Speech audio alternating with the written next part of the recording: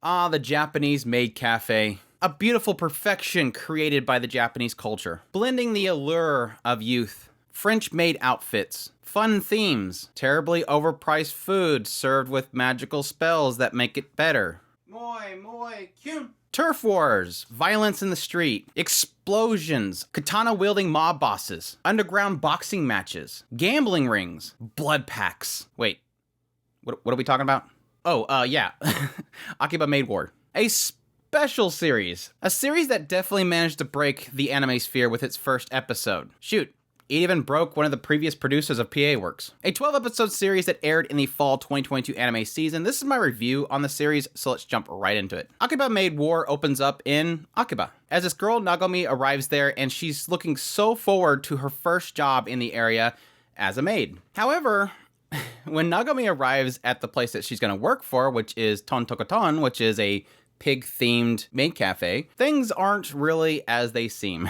She's employed for her first day alongside a 36-year-old Ranko, and very quickly she realizes this place is kind of dysfunctional in a way. The entire place just looks run down, and additionally, this guy shows up that puts a lot of pressure on their manager, claiming that she needs to pay up their suites. Yes, Tontokoton is part of a larger group called the Creatureland. It's sort of a ring of gangs. Creatureland is at the head of it, and each of the different cafes that are different themes are underneath them. And yes, each one of these groups has to pay up their suites. Well, this mob member ends up assigning Nagomi to have to take this letter to a competing group. Thankfully, Ranko goes with her because, as we find out when they arrive there, that letter is pretty much a big slap in their face. They were trying to create a war between the two of these groups. And after reading this letter and things start to get hostile, Ranko blasts everybody.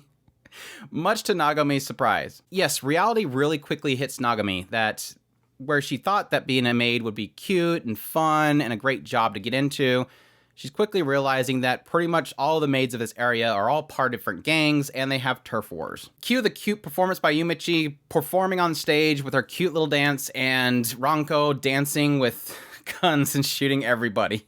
And what kind of follows this is you kind of see the inner workings of the Creatureland, the pressure they're placing upon Tontokoton, them having to find different ways of making money or sweets very quickly so they can pay off their leader, and the different turf wars between each of the groups. So my thoughts on Akiba Maid War. I'm gonna be perfectly honest, beyond the first episode, which I thought was absolute perfection, the rest of the series just kind of went with the same formula over and over again. Now, it tries to get in some storyline stuff later on. It really starts to deep dive into the culture of maids and how things ended up the way it is now, how these gangs slowly started building over time, some feuds and beefs within the past. A lot of it having to do with Ranko, as you kind of surmise from based on the very opening scene and the fact that she's 36-year-old. But it never quite got to the levels of that first episode. What made the first episode of Akiba Maid War so special was that it felt like it was a perfection in directing. I knew that it was going to get dark at some point because the way that the PV kind of made it out to be was that it was going to be like this, the darker side of maids. You know, you have the front look, which is, you know, cutesy girl comes out and welcomes her master in. They sit down and then she does a little moi moi kyun thing on the omelet and everybody's happy. But the way they were kind of portraying it was that then you'd have the,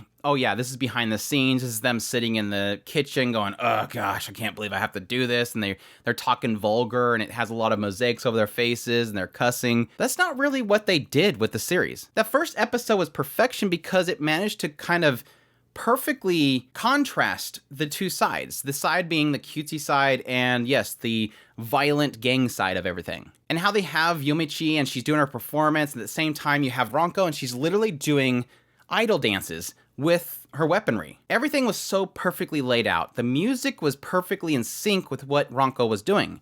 It was an amazing first episode. I was laughing so loud, I was super shocked, and I just could not stop thinking about it. It was so well done. But then that's where it kind of stops, because that's literally it. From then on, every single episode is where they have to have some feud with another cafe. They go there, they get in trouble, Ranko shoots everything. They do the gambling ring. They get in trouble, Ranko shoots everything. They did the underground boxing ring. Everybody gets in trouble, Ranko shoots everything. It just keeps kind of doing the same formula. All it's really doing is saying, this is a Yakuza story. That's literally what I got from it. Every now and then you get these cutesy little aspects of being a maid, but for the most part, it's just a Yakuza story. And it's not a really good one at that. I think what saddens me the most is that the PV kind of sold it as being kind of vulgar, whereas this is just violent. Vulgar comedy and violent comedy can kind of be placed in a similar area, and they technically can play off each other. But like I said, the series didn't really do any of the vulgar part of it, despite the fact the PV kind of sold it that way. Instead, like I said, it's just constant shock value with people dying. And while the first episode kind of nailed that with this first encounter with this other group, Ranko shoots one of them and it almost has like this comedic squirt noise coming out of the person's head. Again, they never really do anything like that again. It's just people just violently dying. And when your comedy's really trying to play too heavily on violent comedy, you sort of have to do a good lead up and a nice punchline to it. And I felt like beyond the first episode, they weren't really pulling off that punchline. It was just violence for the sake of being violent. It was so frustrating to me that at some point, about 3/4 into the series, I started wondering if the whole point of this whole thing was just to make a Yakuza story. And then at some point, I think it was like the 11th episode or something, suddenly Ranko bows before everybody and this door closes on her. And I'm like, okay, never mind. They want to be funny. And yes, you can chop that up as that comedy is subjective, and it obviously didn't work for me. It's going to work for a lot of other people. I've seen plenty of people that love this series from beginning to end. They didn't drop off like I did. And maybe it's because I'm not getting that comedy that I'm completely missing that it's a comedy. It just felt like for me, because it wasn't making me laugh, beyond like the 3rd episode, it just felt like the rest of it was just a Yakuza story. Visually, I really like the series. PA Works always manages to do some very visually good shows. Now, for PA Works, this isn't their best. It's obviously that they were trying to go a little bit more darker and comedic, so they didn't really go for some nice polish and stuff that they typically do with a lot of their series. And even putting aside a lot of my issues that I have with the series, I really enjoyed the characters. Nagami is cute, and she's got a little bit of innocence to her. Obviously, she doesn't like this. She's the odd one out coming into the situation and going, why the hell is this happening? She's the purity that needed to be added. Now, I think her character points in the series got the most muddled up. She's the most wishy-washy character out of all of them. She just flips like a light switch every 2 seconds towards the later part. Yumichi's super fun. She's basically Nico Nico Ni. I really love Shippon because obviously she's a gyaru. Ranko, she's always been a shrug for me, but yes, the manager is an absolute selfish, disgusting human being, and I love her for that.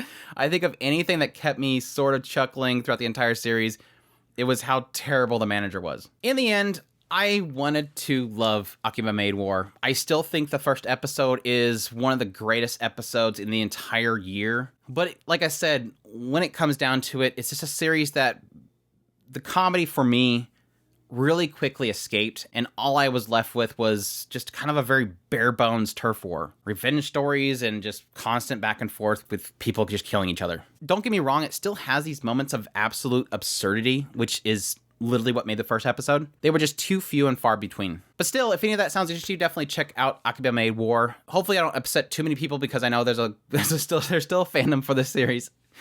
But I hope you guys enjoyed my review either way. If you did, make sure that like button down below, comment. Let me know what you thought of the series. Did it keep working out for you? Are you going to be checking it out? I love hearing from you guys. Additionally, if you're new to the channel, make sure that subscribe button so you get all my content. I do news, reviews, first impressions, top list. If it's anime, it's pretty much here. Additionally, if you like what I do and you want to support the channel more, we have a Patreon link, a tips link, and a super thanks button down below. I greatly appreciate everybody that supports the channel, and y'all take care.